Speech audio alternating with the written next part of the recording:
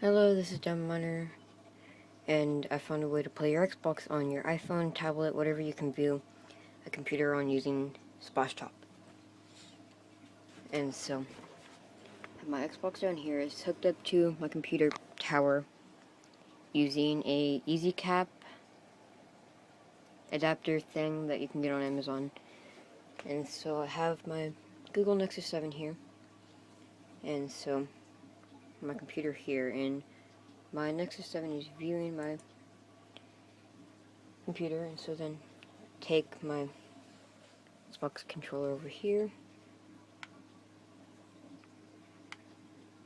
There's some lag sometimes, but not always. This is Halo 4. Very difficult to play with one hand. So that's how I do that.